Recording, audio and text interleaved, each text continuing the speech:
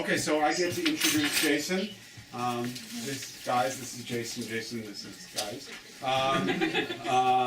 So Jason, as you guys know, has been a wonderful student in our department and continues to be, and it's a great joy that he's defending his dissertation today. I think of Jason from his roots at Rochester, which I always think of as a frigid place, and so he seems to have brought the frigid weather for the occasion. Oh, the snow just started a few minutes ago here. Yes.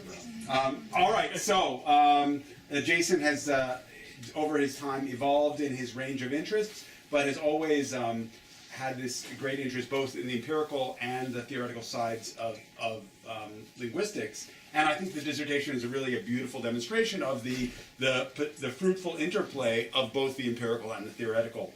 He's done remarkable empirical work in Bantu generally and in Shona in particular on the construction of WH questions. And so it's a joy. It will be a joy today to hear from him and to get to interrogate him about his work on forming WH questions in Shona, a comparative Bantu perspective. Thank you, Jason.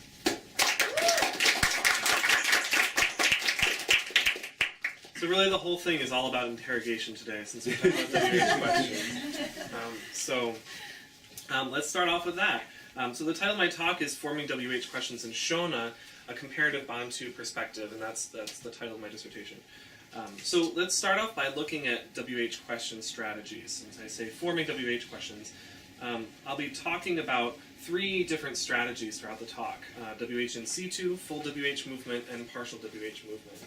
And for each of these, we can define them in terms of where the WH phrase is pronounced, whether it's pronounced in its canonical position, which, as you can see in 1a, would be wh-in-situ. Now, what I mean by canonical position is the position in which the answer to the WH phrase would appear in a normal declarative sentence. Okay, so that's the sort of canonical position. So if it's where subjects would go if it's a subject, or it's where objects would go if it's an object. Okay, so that's the canonical position.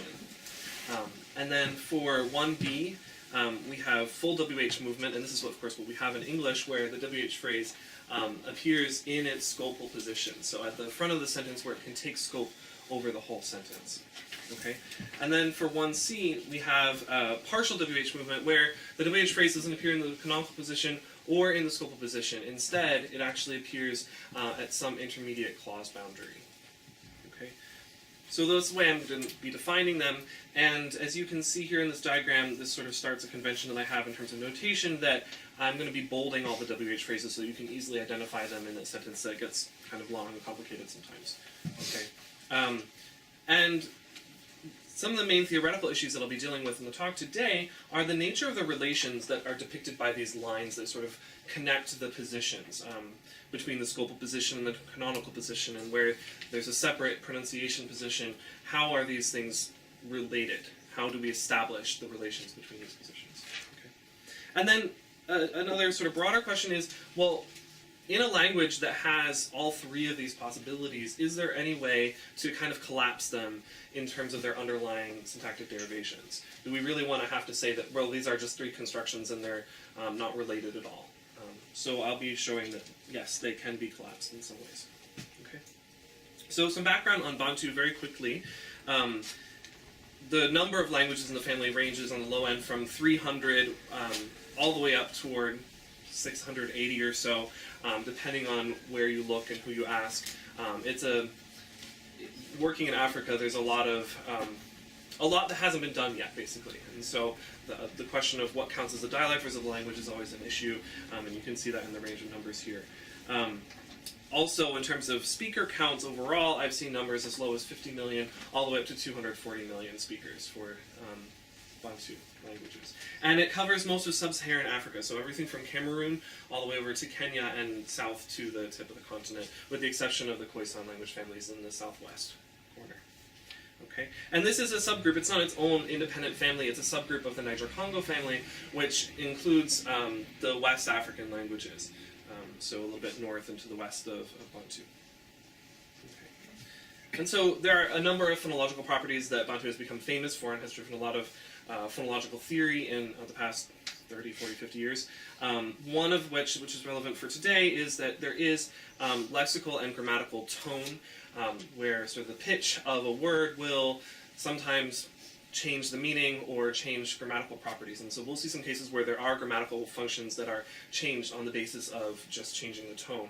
And in the orthography that I'll be using today, tone is not marked. That's just a standard for Shona orthography. But I will actually use tone diacritics in the cases where the only way to mark the distinction is using tone. In terms of the morphosyntax of Bantu languages, they're famous for having these noun class systems, which can have a large number of classes, up to, say, 20 classes, that are combinations of number and gender. This is non-sex-based gender, so they might be things like humans form a class, and you have long, thin things form a class, and you might have water as a separate class, and things like that. Some of them are semantically based, and over time those semantic distinctions may have eroded to some degree, but you have this large classification system, and traditionally in the Bantu literature we use numbers to distinguish these, so I'll point those out as we get to them in the examples. Okay, and we often have robust phi agreement, so phi features being person, gender, number, with these nominals. So verbs and many other elements in these languages will agree in terms of these noun classes, and as is common in the world's languages, when you have that, you also can have null subjects.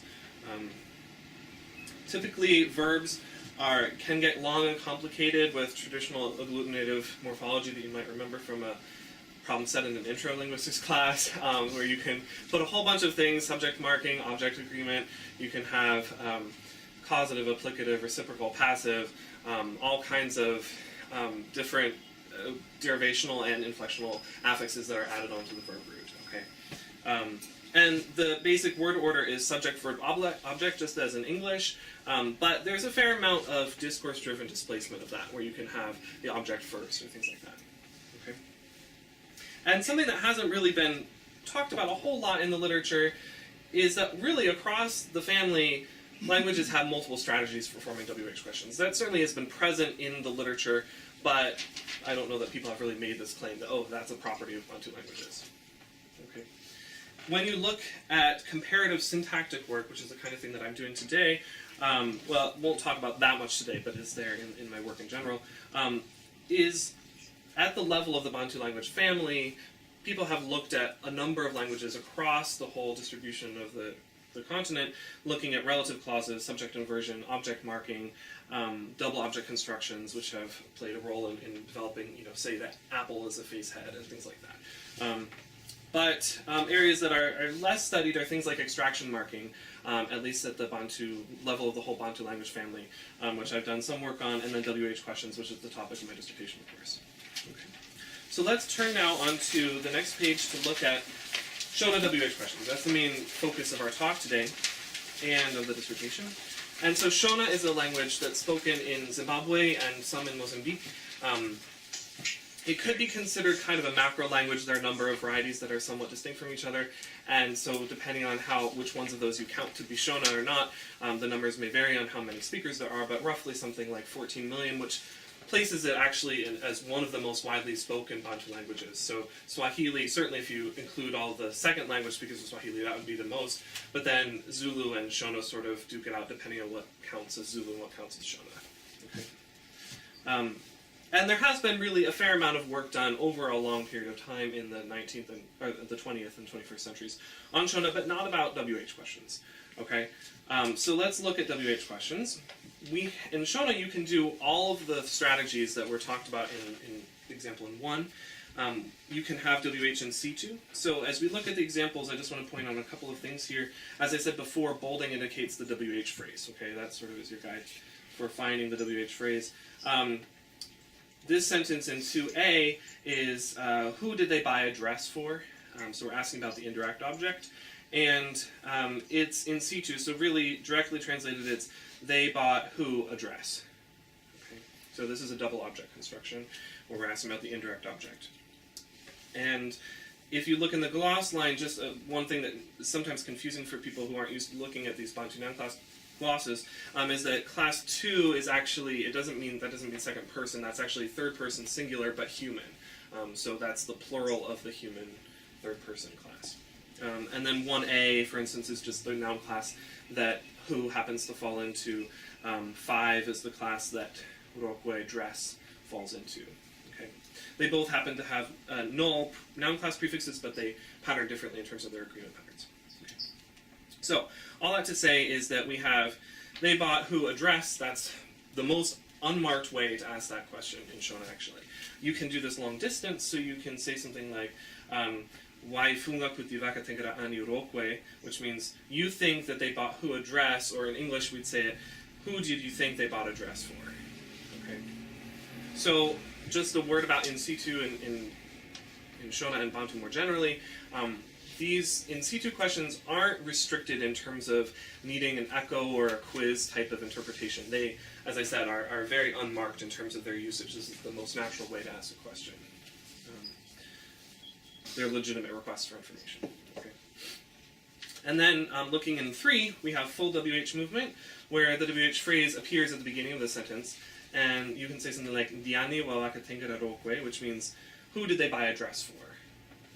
And we can do this again, long distance, extracting the indirect object out of an embedded clause and say Diani wa wai funga kuti waka tengara rokwe, which means who did you think they bought a dress for?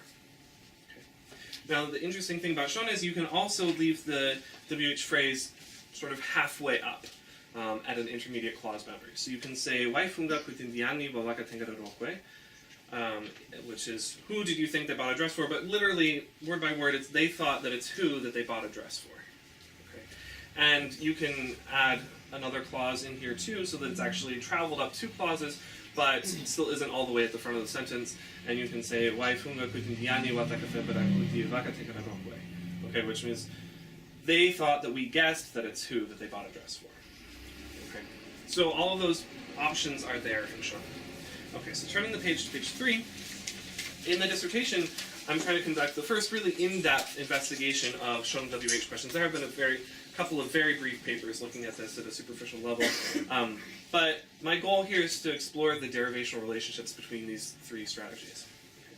To do that, I collected a lot of data from a speaker named Tabani Dlakama, who is a Yale undergraduate alum. She's a biomedical engineer who unfortunately couldn't be here today because her job has like a required training event today, and so she would have loved to be here. But we have met here in the department for 50 hours of elicitation since June 2014. And so as I've gone through this process of collecting data and working on the question of Bantu WH questions more generally, one of my goals has been to kind of really look at what are the tests, what are the diagnostics that we can find to tease apart questions that have been hard to get at. So to really take these, use them rigorously and thoroughly explore them. So not just collect just one example that just shows one thing, but to kind of dig a little bit deeper.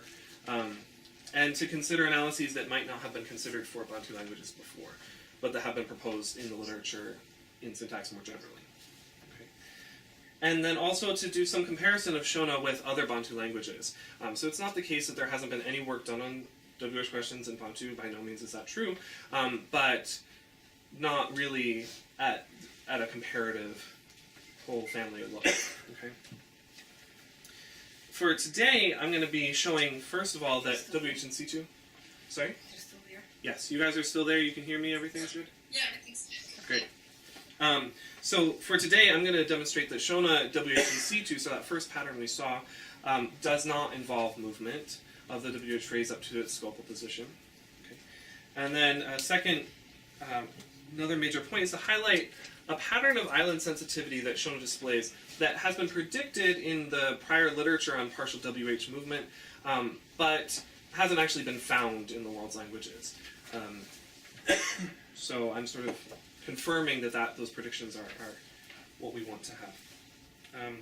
And then to also remember that question of like, do we really need 3 separate derivations for these 3 separate strategies of WH movement? I'm going to say no, that we can actually collapse full movement, full WH movement, and partial WH movement into a cleft-based WH ex-situ. So ex-situ being the contrast of in-situ, where it's now out of its canonical position. Okay. So for the section on wh-in-situ, the main theoretical question here is, what is the relation that we have between the position where the WH phrase is pronounced, so it's pronounced in its canonical position, and its scopal position. So it's interpreted kind of in both places. And so the question is, how do we get that link established in the derivation? Okay, and the current thinking on this within Bantu, most people have said that there's no movement relation here. Okay, so that sort of is where we're coming from within Bantu. That's not really necessarily in line with what people have said outside of Bantu for wh-in-situ. And so the question is, well, let's look at some of these analyses of wh-in-situ outside of Bantu and consider, do we really want to keep saying that there's no movement in these cases in Bantu? I will say that yes, we do want to keep saying that. But in order to do that, I'm going to look at 4 properties of Shona wh-in-situ and evaluate them with respect to 5 potential analyses. So 3 of them have movement and 2 of them don't have movement. And I will show that unselective binding, which is one of the non-movement analyses, will emerge as the winner for Shona. Okay. And along the way, we'll actually see that Bantu languages are not uniform with respect to these properties. There's actually some diversity within the family. So what you see in 5 is the beginning of what's going to be a larger table where I'm showing the proposal that I have, that there's unselective binding, and I'll get to that. Wait, take a drink.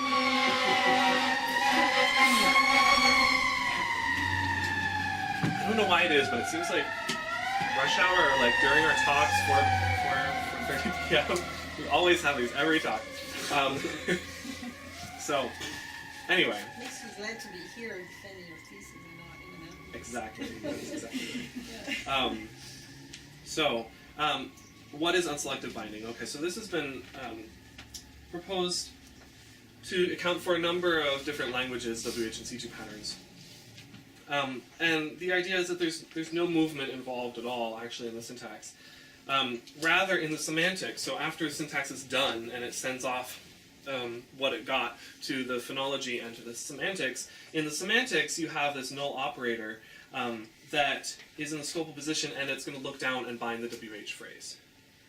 Okay, and the prediction of this is that in situ questions, because all of that work is happening in the semantics, you're not going to see any effects of it in terms of what you're actually pronouncing, because you got to the point of transfer, you sent stuff off to phonology, and that's all you had. So nothing has moved around there. And so you predict that there should be identical morphosyntax to what you'd get in a typical declarative. So there's nothing special about the questions in this case. Okay, and that's exactly what we see in Shona. Okay. So let's turn to page 4 to our first movement analysis considered. So this one is sometimes called disguised or masked movement. And the idea of this is that there's really 2 separate steps where you can do overt WH movement, so that's overt meaning in the syntax. The WH phrase moves up to its scopal position, and then you sort of just reconfigure things by taking the rest of the sentence and moving it all the way around. So you end up with the WH phrase at the end of the sentence, and so that may look in situ, but really the prediction is that the WH phrases are actually at the end of the sentence, not in their canonical position. Okay.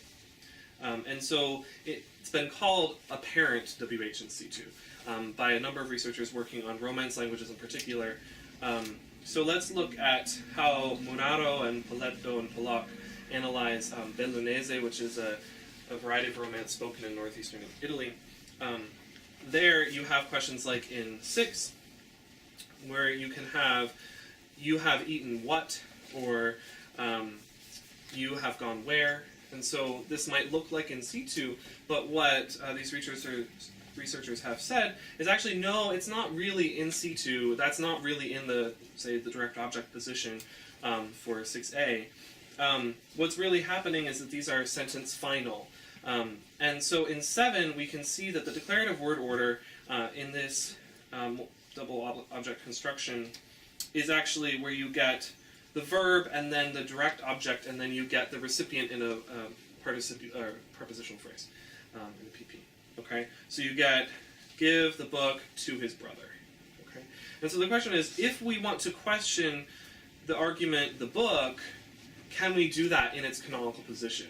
Can we do that? That wouldn't be at the end of the sentence, but can we do it there? And the answer is that no. In 7b, we see that that's ungrammatical. So you can't have K what when it's separated from the end of the sentence by the prepositional phrase. So fradel. Okay. What you can do in this case is what is in C, 7C, where you can have K immediately after the verb, but only if you have a really strong intonation break.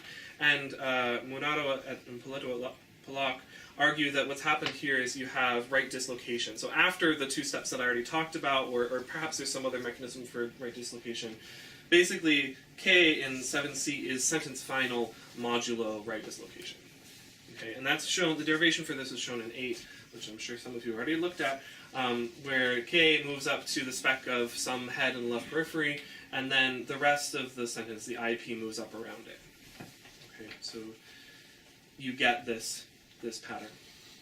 So as I said, that predicts that you're going to have WH phrases at the end of the sentence, and that's not really what you get in Shona. What you get in 9 is that the declarative word order is they bought tandi address at the store.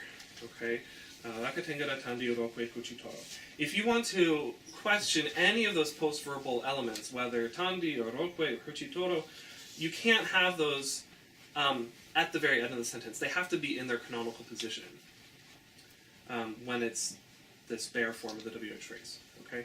So that suggests that really there's not any sort of displacement going on here. We've preserved our original order.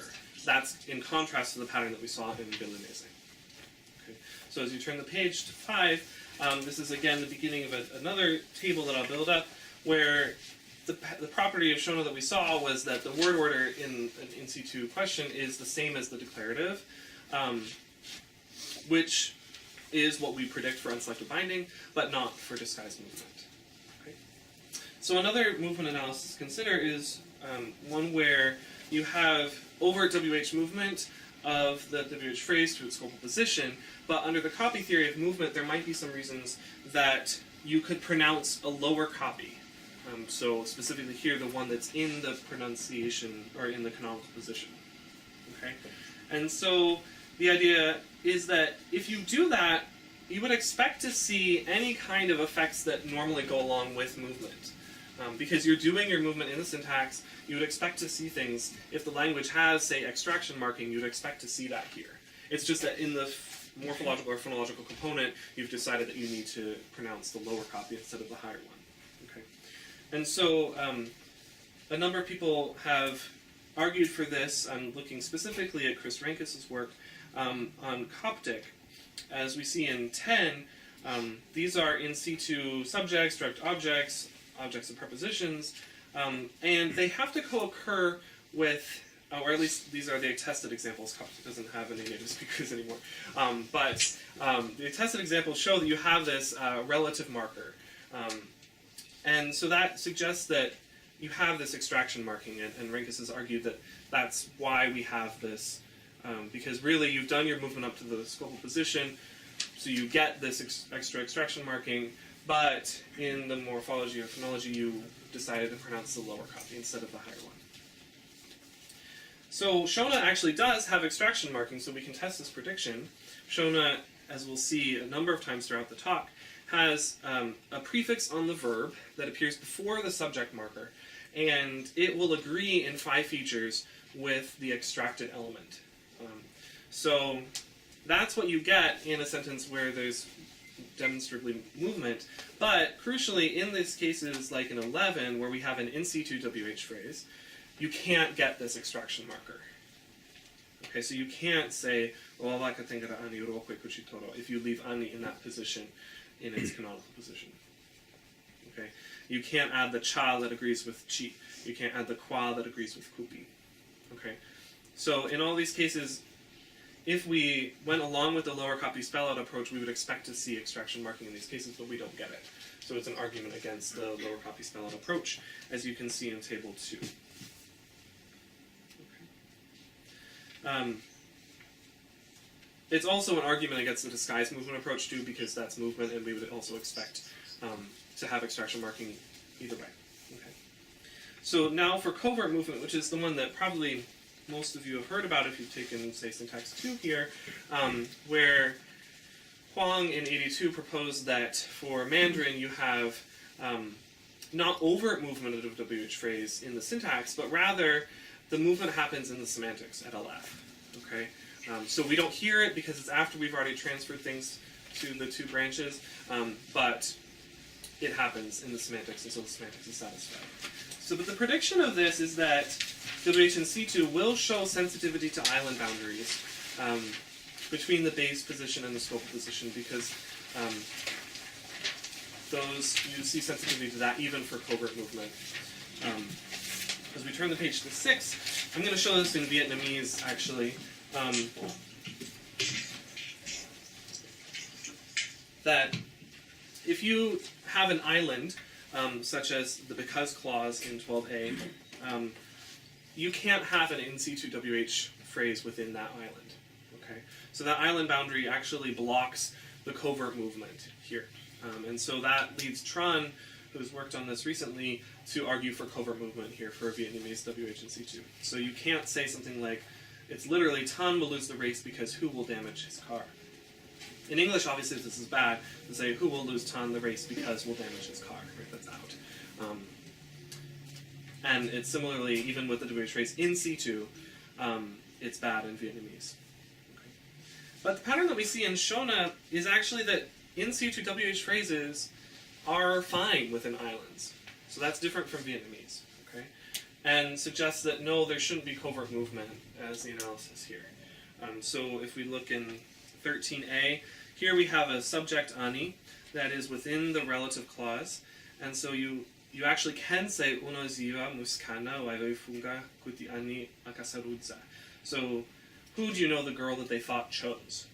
Which is bad in English, that English translation, but literally in Shona it's you know the girl that they thought who chose, and that's fine. Okay. Same thing for extracting direct objects. And I show this for relative clause islands, for complements of a noun phrase, for adjunct islands, and so on. I'm not going to go through all the examples, but basically there's pages and pages in the dissertation of all these island examples showing that you don't see island sensitivity with the wh-in-situ and Shona. Okay. So as we turn to page 7, just to sum up, the idea here is that even though covert movement actually would have predicted that we'd have the same word order in the declarative, which we saw, and you wouldn't expect to have extraction marking because the movement is happening in the semantics rather than in the syntax, still the lack of island effects are going to militate against the covert movement approach here for Shona. Okay, but unselective binding is still doing fine in terms of accounting for these effects. Okay, and then finally our last approach to consider is the computation of alternatives. So this is another non-movement approach where in the semantics the WH phrase introduces a set of alternatives. And so these alternatives, as you're sort of building up the semantic meaning of the sentence, will continue to stay along there, and then you will end up with the meaning of your sentence being a set of propositional alternatives, namely the set of possible answers to this question. Okay, and so the prediction of this approach is that interpretation of these alternatives would be blocked by what are called these focus-sensitive operators that are famous from Beck's work. Okay, so Beck predicts that if you have a focus-sensitive operator, like we can see in 14, so something like even or negation, or there are other things that I'll look at, that should block this process, that those will actually interpret the set of alternatives rather than the whole sentence. Okay, and so in Kedaraka, which is a Bantu language, you actually do see that in situ is not possible under a focus-sensitive operator. That's what's shown by Muriogi's work. But Shona behaves differently. Shona, as far as I can tell, doesn't have the sensitivity to intervening focus operators. So in 15, you can do this with only, or also, even, negation, and it doesn't look like we have any sensitivity to these what are called intervention effects.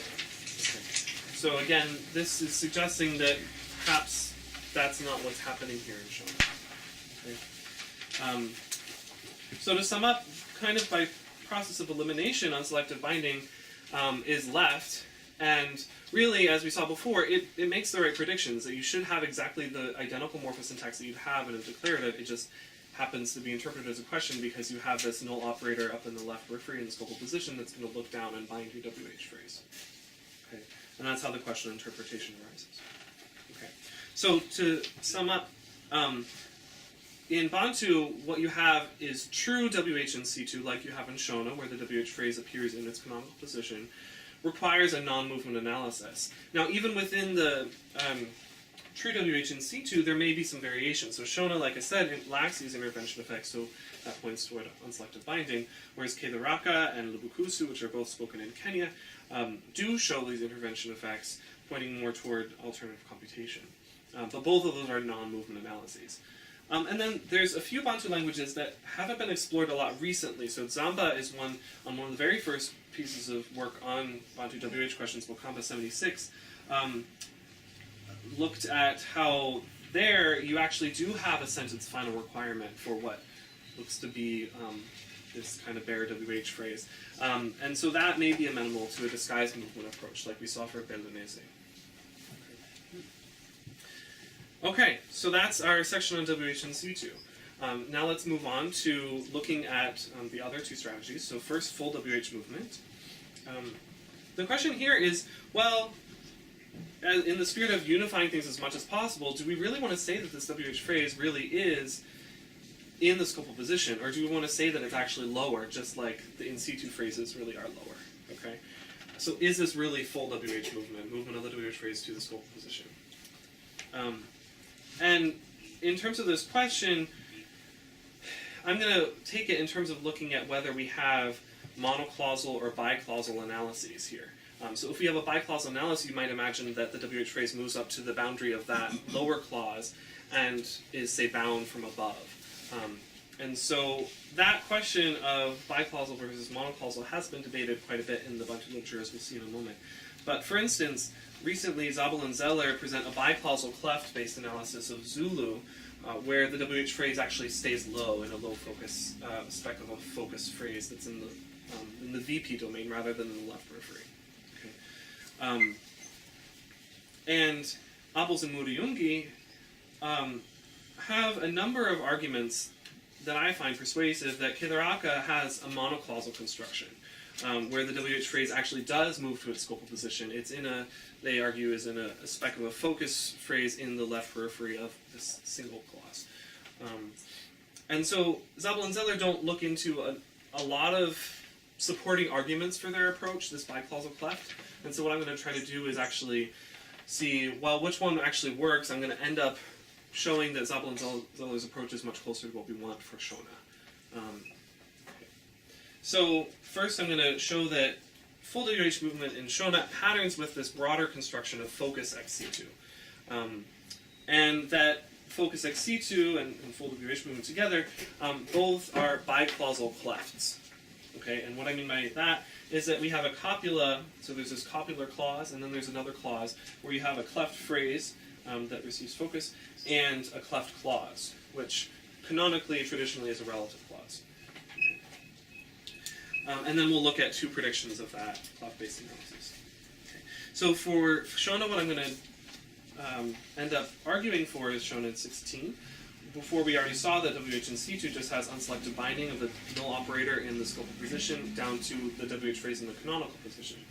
For full WH movement, you have the same thing. You have a null operator in the scopal position, and it's looking down to bind a WH phrase that's not in the canonical position. Rather, it's the head of a relative clause.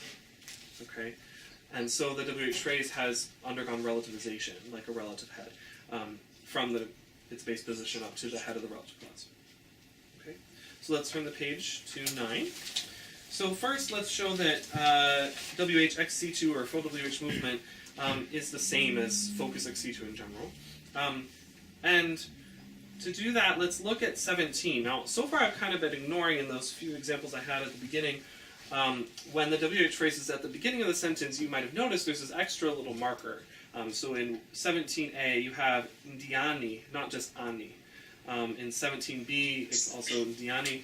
In 17c, this is one of those cases where it's a tonal distinction. So when it's in situ, it's low, chi. When it's wh-in-situ, it's got to be chi, high. And 17D shows that when we have kupi, which is fine just as kupi in an in-situ construction, when you move it, it has to be de kupi. Okay? There's actually another allomorph e that appears on some noun classes. So this is determined by the noun class. This allomorphy between d, e, the high tone marking, and de. And so all of these cases where we've tried to move, where we've moved the WH phrase out to the beginning of the sentence are not going to work if you don't have that marker there. Okay, that's what 17 is showing. And the same is true in focus wh-in-situ. So what these are kind of the answers to the questions in 17. So if you have the question, literally it's who that bought Tandia dress at the store, you could answer it's the women who bought Tandia dress at the store. Where you need to have the high tone, wakadzi. Or it's Tandi that they bought a dress for at the store. You have to say ndi Tandi wa wakatenga ra roto e kuchitoro in this construction. And so in all of these, this looks very much like a cleft, like an English cleft where we have it, we have a copula, we have a relative clause, just like in these glosses here, it's Tandi that they bought a dress for at the store, right? The pronoun it isn't there, but that's unsurprising given that Shona has null subjects in general and also doesn't really have any kind of pronoun that's used in expletive constructions like this. When you have expletive constructions, there's a null pronoun and then there's like a locative marker that agrees with that. Okay, so basically the WH questions pattern just like the clefs. Okay, if we turn to page 10, this big table here is just showing that yes, there's been debate on both sides of this issue of whether these focus wh-in-situ constructions, a lot of these actually have the same marker ni or allomorphs of what I'm glossing as ni, and there's been a lot of debate. You can see for Kikuyu and Kedaraka, for Lubukusu, there's been different researchers saying, oh, well, it's this, oh, it's that.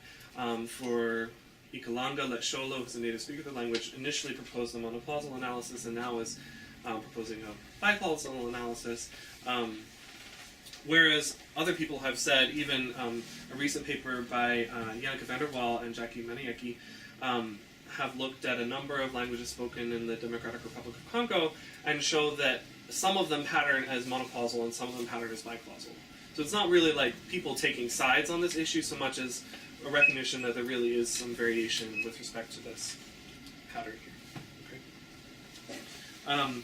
So let's look at a test that has grown out of work by Florian Schwartz and then developed further by Klaus Abels and Peter Muriungi to diagnose the clause boundary. Because that's the issue here, right? Is there a clause boundary between these monocausal or bicausal analyses? So for Kedaraka, a Bantu language spoken in Kenya, and Muriungi is a native speaker, they show that actually you have a monocausal construction. The way they do that is this. If you look at the sentences in 19, we can have something like Imwamba, and then I won't read the rest, but Peter saw yesterday. Okay, we have yesterday at the end of the sentence. But you can also move yesterday to the front of the sentence. Okay, so it's fine to say yesterday, the thief, Peter saw. And this is one of those ni constructions. And the issue is, okay, if that ni construction were actually biclausal, we would expect it to pattern the way that it would if you knew there was a clause boundary, like if you had a relative clause. So in 20, we have a relative clause, we have the police will arrest the thief that Peter saw yesterday. Okay, that's possible. But if you try to move yesterday out of that relative clause, you can't do it. So you can't say yesterday the police will arrest the thief that Peter saw. Okay, and because that's ungrammatical, but 19b is actually fine, Abels and Muriungi say that you've got a difference. So there's something different syntactically between what's going on in 19b versus 20b. Namely that there's one clause in 19b and two clauses in 20b. Okay. So what I'm going to do next as we turn the page to 11 is actually show that it looks different in Shona. So in Shona, you can have yesterday at the the end of the sentence, or at the beginning of the sentence. That's actually shown in 23 if you look over on the right-hand side of the page. It's fine to say she saw a thief yesterday, or yesterday she saw a thief. But as we look at the contrast between 21, which is the cleft, so it's a thief that she saw yesterday, you can't say yesterday it's a thief that she saw. Just as you can't say yesterday the police will arrest the thief that she saw. So remember that in Kedaraka, the counterpart to 21b was actually fine, but here in Shona it's not good. Okay? And so I argue on the basis of that we have extraction out of the relative clause in 22b looks just like extraction out of the cleft clause in 21b, and that they really are the same thing, actually. Okay. And you might wonder, well, is this like an island effect or something like that? Actually, it looks like it's something perhaps a little broader, that even in 24, you can't extract yesterday out of just a normal embedded clause. So you can't say yesterday they will say she saw a thief in Shona. Okay, so it really does seem to be a diagnosis for the clause boundary, not necessarily something as specific as a relative clause boundary. Okay, so turning the page to 12, a couple of predictions that are borne out by this. I'm not going to go through the details of this, just for time reasons, but if we're proposing a cleft-based analysis, we might expect that the copular clause, that ni, or as in Shona as you see it as d or e or high tone, could be used in copular constructions, and in fact it can be used in copular constructions, things like Taudai is the king, that man is the thief, that kind of thing. Okay, that prediction's borne out. Another prediction that we'd have is that if this lower clause is a cleft clause, typically that's analyzed as a relative clause, and so we've already seen examples of extraction marking. You get extraction marking in Shona in relative clauses as well as in these cases. So I'm actually showing in 27a that if you do a WH cleft, Diani Akatenga Rokwe, who bought a dress, or literally it's who that bought a dress, you have to get the same marking on the verb that you get if you had a relative clause, both for subject extraction marking and for non-subject extraction. Okay. So that's exactly what we'd expect to see if these are, in fact, this lower clause is a relative clause. Okay. So to summarize on page 13, full WH movement in Shona is actually not full or WH movement. So it's not full in the sense that the WH phrase is not actually being pronounced in its scopal position. It's lower as the head of the relative clause. And it's not WH movement. It's actually relativization of the WH phrase to be ahead of the relative clause. And that also, Abels and Muriungi's clause boundary diagnostic that they developed really actually is a good one, because I've shown that some languages behave on one side of it, and then others actually have the opposite effect. It points the opposite direction for Shona.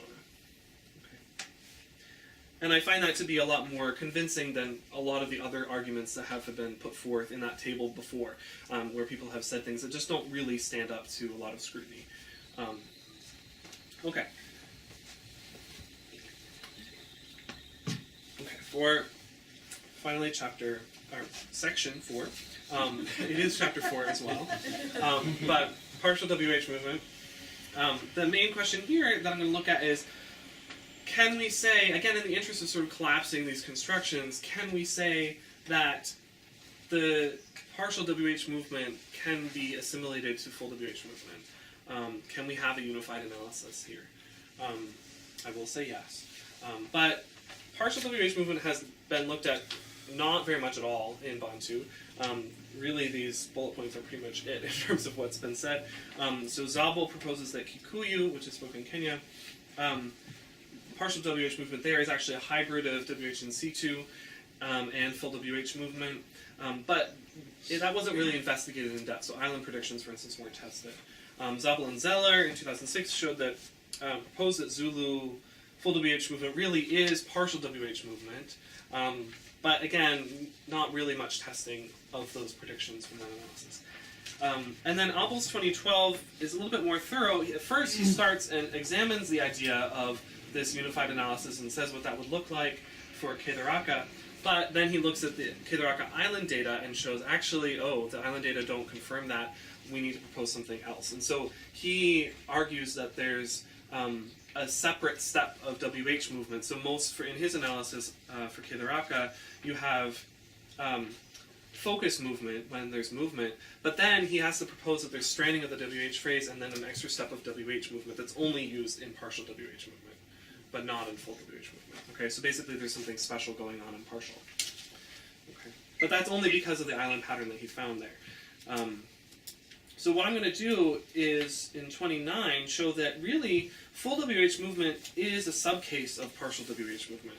So both of them involve having this null operator in the scopal position that looks down to the WH phrase, and really the only difference here is just whether there's a bridge verb clause separating that operator from the copular clause. Okay, that's all. So just a look ahead, I'm going to show this island pattern that, as I mentioned at the beginning, has been predicted by previous analyses, namely the ones we just talked about over on the left, but hasn't really been found until now. And I should say that since I've started talking about this, it has been confirmed.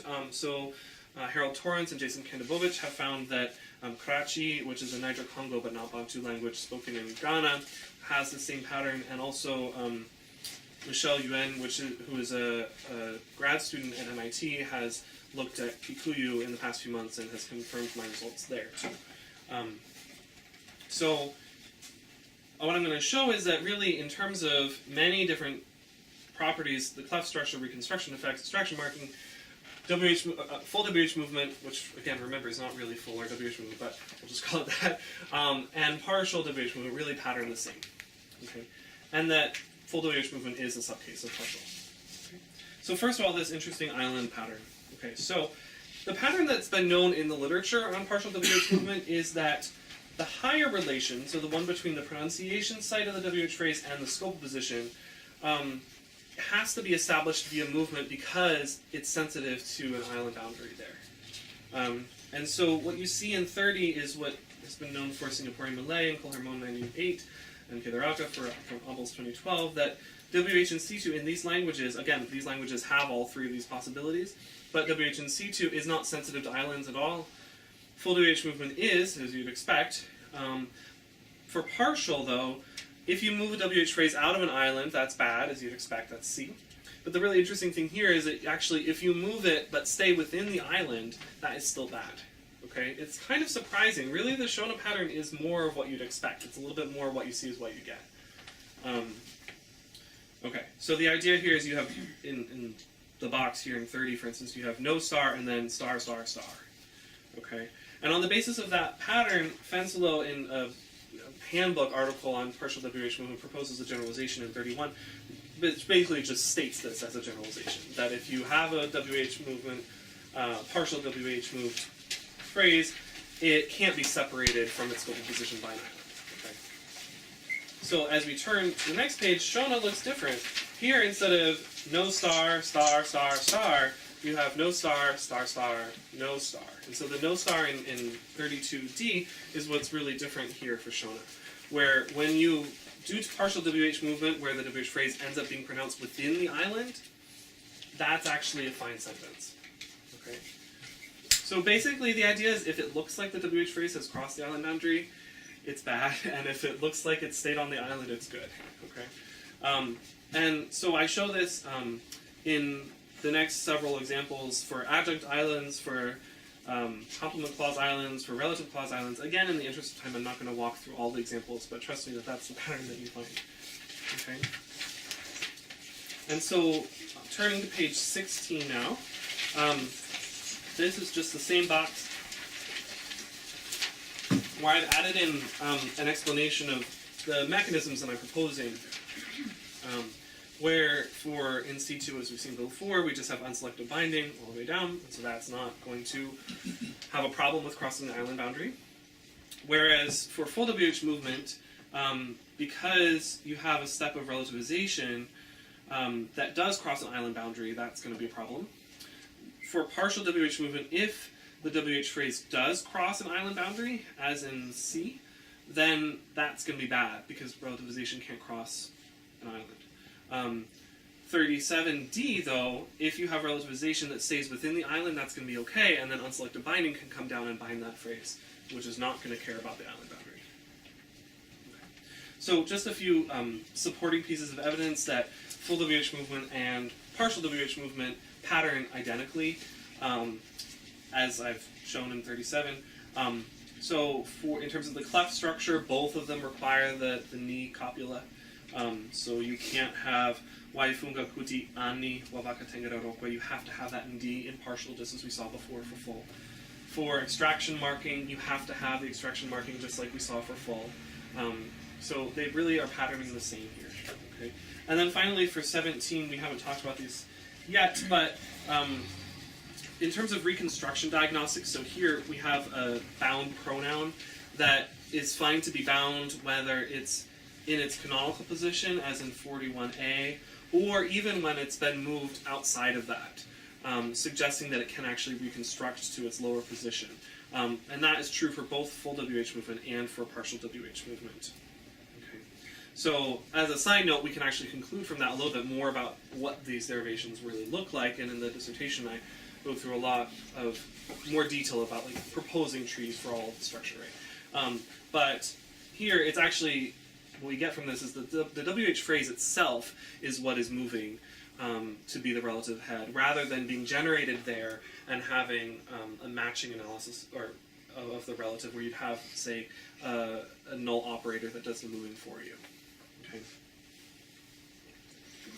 This is a raising analysis of the relative. Okay. So to summarize, partial WH movement really doesn't require any independent derivational mechanisms outside of what we've already seen for wh-in-situ and ex-situ. And that really full WH movement and partial WH movement can be collapsed. They can both be treated as cleft, and really the only difference is just whether you have a matrix cleft or an embedded cleft, and that's what it amounts to. Okay. So finally, to conclude, in 42, this is just repeating what I've shown before, that we have unselective binding for in situ. Again, I remember I argued that there's no movement here. Whereas for full and for partial, we have relativization for plus unselective binding. So notice that there's actually no step of WH movement.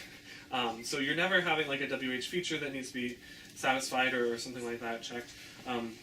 That's triggering this movement. Really, it's a process we already need for relative clauses, relativization, and then unselective binding that occurs in all of these WH questions.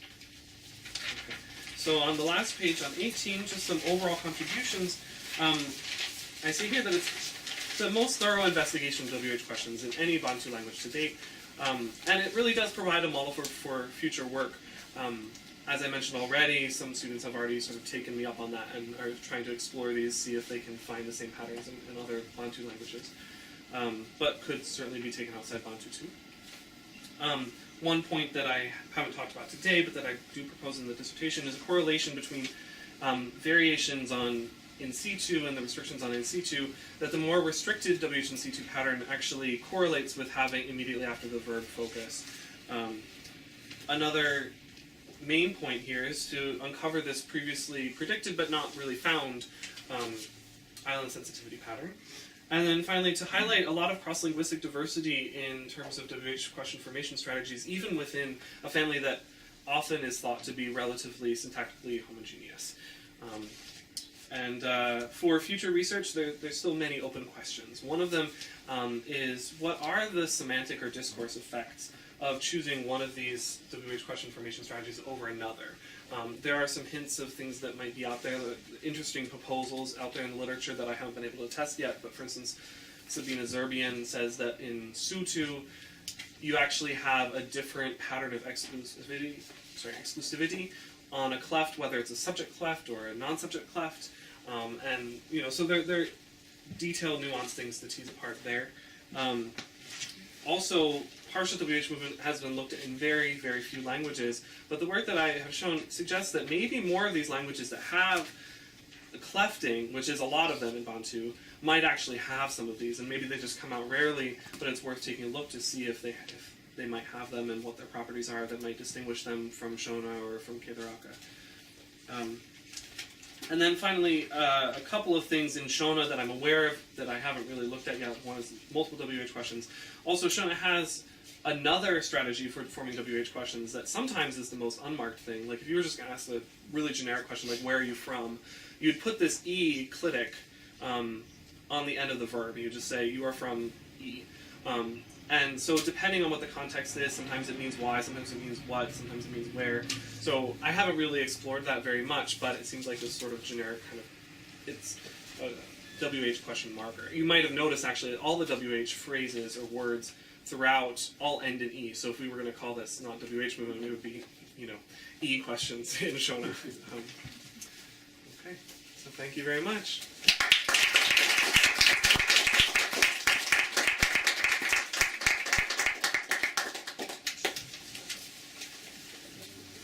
So I guess the procedure is that we take questions from the audience of people who are not on the committee, and then I think we take questions from the committee.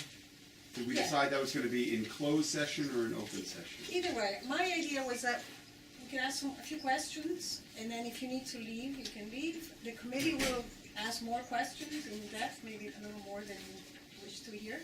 So that's why we thought maybe, general questions first, and then the committee at length.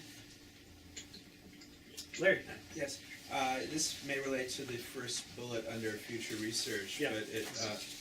but one of the interesting features of the Shona in-situ questions, I thought, was the fact that they are discourse unmarked. They're neutral and not echo or exam questions you pointed out. And that leaves open the complement question whether the full and partial WH movement are somehow restricted to certain contexts. So what I'm thinking of is the fact that in English, if you ask the corresponding question using cleft syntax, there is either a stronger implicature or a presupposition that someone has or something has the property in question. So what is it that she bought differs from what did she buy, in that a nothing response seems much odder in the former case. Whereas in French, there's been a kind of reanalysis of qu'est-ce que tu as vu doesn't really, it isn't really marked in the same way as what is it that you saw. It would be much more neutral. And so it's kind of the way you learn to form questions if you're a second language learner with the qu'est-ce que and qu'est-ce qui and so on. Yeah. So I was wondering whether these are, a bit more like the English clefts, the presuppositional English clefts, as opposed to the non-presuppositional French clefts. I've only looked at this a little bit. What I've found so far is it doesn't look like you have the presuppositions that you have in English, which is one of the reasons why actually along the way I've kind of hesitated about whether to translate these clefts with English clefts, because I wonder if that might be a little bit misleading. But I've settled on translating them with, kind of with both, with these literal translations but I don't know if that's really literal in terms of all of the semantic effects you'd get with that. But I haven't really tested it very thoroughly. I've done, for instance, name some testing and things like that, where you might ask, what are the kids, or say you're babysitting for your nieces and nephews and you don't know anything about kids, and you're like, what do kids like to eat? And the question is that would be kind of weird in English to say something like, what is it that kids like to eat? Because you're asking them to just sort of name a bunch of them, not what is it specifically that the one thing that kids like to eat? And my consultant was saying she thought that both of them were acceptable in that context. And another point about it is that in-situ is certainly unmarked for non-subject questions, but when you have a subject question, you actually have to use a cleft if it's a matrix question. And there is some cross-linguistic variability in this, but on embedded subjects, whether they have to be clefted or whether they can be in-situ. Shona actually does allow them to be in-situ. But yeah, that's one of the things where I think it's a little bit tricky. I have hesitated to really look deeply at this question of what are the discourse effects, because I feel like doing this kind of elicitation is, with one speaker in particular, is not the most reliable way to go about testing this. I would rather have some kind of setup with a questionnaire or with a better context or more natural conversation or something like that, where it's harder to just think about these discourse properties just off the bat, especially with one person. It would be better to get two people and give them a task to do or something like that. It's a mechanical survey. Yes, which I know that Mechanical Turk doesn't work everywhere, but there are enough show speakers in the States that, I don't know, it's possible. Yeah. Jim? Yeah, this is I'm curious about the unselective binding process, and specifically sort of why can English do it? It seems like a very powerful way of forming WH questions. You can reach into any island, you can express any question you could possibly think of, and not all languages can do that. So I'm curious, what distinguishes a language that can't from what can? At least even formally, or do you have any thoughts? Yeah, on that? I wouldn't say that I'm married to the specific mechanism of unselective binding. What I'm convinced of is that there don't seem to be any signs of movement happening here. And I would be fine with saying that it's, computation of alternatives. I find that to be like a little bit intuitively more pleasing. But you would predict these focus intervention effects, and I don't see those in Shona. That could be the class of focus-sensitive operators that intervene does vary from language to language, and so it's possible that I just haven't hit on the ones that do intervene in Shona. But I agree with you. It's a very powerful mechanism, and yeah, it seems that that's what you kind of have to do for Shona. The question of whether English has it or not, I don't know that people are really saying anymore that you have it in English. Certainly, Pazetsky in his 87 article was arguing that unselective binding is used in, say, delinked WH phrases, so which phrases can be unselectively bound in a multiple WH question. And as Richie pointed out to me earlier this afternoon, it's not great. That's not a great argument, and I think people have moved beyond that for English. But again, I'm not sure what else to say about why all of these Bantu languages seem to have a different pattern.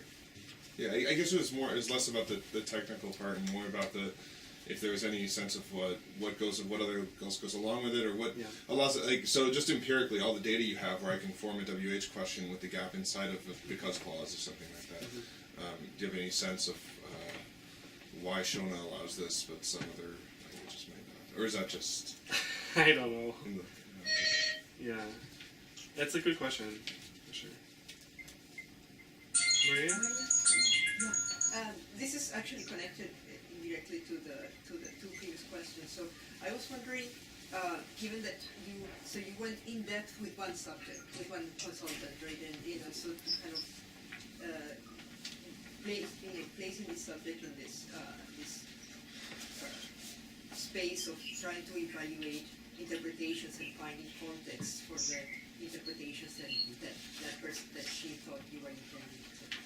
And so, but the judgments that you present here are very categorical. Mm-hmm. And so I wonder if, since you didn't explore context-dependent factors, etc., whether some of these judgments would actually have been more malleable, more modulated than what is shown here, and it's also connected to Jim's question as to whether that could be a space for you. It's not. Yeah, sure. Shona allows it, but allows it less in this, given this context. Yeah. Well, the strange thing is that. Jason, yes.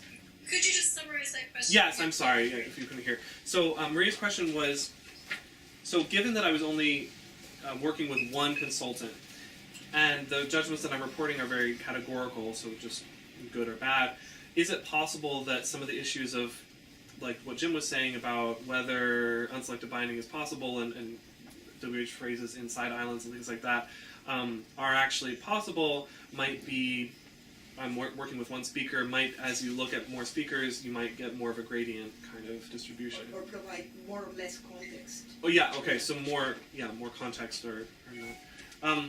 And one thing that I would say about that is, it's very clear to my speaker that the in-situ is the most unmarked option. So if you ask her to translate a question, that's definitely the one that she's going to come. In fact, other people have looked at this. For instance, like Vicki had a field methods class on Shona, and her student who was doing WH questions didn't even uncover that it was possible to do the cleft option, for instance. So I mean, it's like if you ask a speaker of Shona to translate these questions, that's going to be the most natural way, and that's very consistent with what's been reported in other Bantu languages. So I don't find that surprising from this perspective of Bantu in general, but I agree that getting more consultants to sort of tease apart, okay, when is the context in which I would actually say this, like partial WH movement, for instance. I mean, I was able to construct some scenarios where partial WH movement was able to actually disambiguate an interpretation of they're really long, complicated sentences, and in some cases the partial was able to disambiguate things, but even then my consultant was like, no, the in-situ one's better, even though it's like 3 or 4 ways ambiguous. Yeah. Farouk? I'm curious, in multiple embedded clauses where you have the possibility of having more than one intermediate position for Yes. partial WH movement, is there any pattern where you see it always ends up in the highest intermediate position? Because in the example 4b, the WH phrase ended up in the highest intermediate position. Is it a general pattern, or can it happen anywhere? No. Okay, so the question is, if you look at example 4 on page 2, the question is, for partial WH movement, does it always have to move up as high as it can while still being partial? I think is that what you're saying? Yeah. And actually, no. So one way to show this is that, so for 4b, for instance, you actually have 3 different places where you can pronounce your WH phrase. It could be immediately below the lowest that, it could be immediately below the middle that, or it could be at the very beginning. Or in situ. Or in situ, but yeah, then it's not a cleft. The second question is, in the cases of when you consider different options, did you consider Pesetsky's future movement in the covert movement analysis, or did you leave it out? Yeah, so the question is about Pesetsky's feature movement, and have I considered that? I have not considered that. I have to be honest, part of that is because Bob and Raphael were like, why would feature movement be different from XP movement? And so I sort of took their lead on thinking that that was not a good way to go. But I will say that Agre Wasike, who's a Lubukusu speaker, and has done one of the more in-depth studies on WH questions in Shona, does actually argue for a feature-based or feature movement account of what you get in Lubukusu. So that's a possibility. So if we don't like unselective binding, we want to have movement of some kind, it might be possible to get some kind of feature movement with massive piping or something like that. Because I think it's worth pursuing at least, because Pesetsky shows that it makes different predictions and it's an independent phenomenon rather than covert. Yeah. Thanks for. Thank you. Anything else, Ryan? Maybe this is more of a data question than Uh-huh. anything, but in exactly examples like 4b, where you have a couple of nested clauses, is there a particular reason why you don't get non-subject extraction marking on the lowest verb? So it looks like successive cyclic raising, and I'm wondering why you just get the hallmarks of movement on the highest verb, the highest clause. Yeah, so Ryan's question is one that Richie and Vicki have heard before, I have asked before. Why in something like 4b why is it impossible to get extraction marking on the lowest embedded verb? And one of the things that I've thought about is just that what I'm assuming is that the top of this relative clause is sort of where the action is. That's what's being selected. You've got the relative clause, that's what's specifying that this whole thing is the relative. And so there you have a sequence of heads that actually are triggering these movement and agreement relations up there. But that what's happening at the intermediate clause boundaries is just some kind of successive cyclic movement, and that's a problem for everybody, like how does this actually happen and what's driving it. But I don't think that it's the same kind of thing that you get happening at sort of the relativization action, if that makes sense. Well, I ask in part because like that kind of cognate pattern in like Irish, for example, it has mixed movement and resumption strategy. I mean, you get all the hallmarks of, say, resumption or movement up to the point where you do resumption, so you see mixed chains, basically. Yes, and that is true in The only Bantu language that I've found that really requires having that kind of extraction marking on the embedded clauses is Kilega, which Vicki has worked on. And there, it's definitely a different kind of pattern. You don't have a cleft there, so there may be something to do with that. Although relative clauses also show the same pattern, where you have to have it on all of the verbs along the way. There are others, like Kinande is famous for having it possible on the embedded clauses, but when I've looked into that further and confirmed judgments with the author and native speaker who worked on those papers, it's optional on the lower clauses. But that's a very different, that I would also say is a different kind of phenomenon. That's agreement on an independent complementizer that has different kinds of properties from what you have here that's like this verbal prefix. Any other questions? Okay, should we move on to questions from the committee members then? So, Thank you all for coming.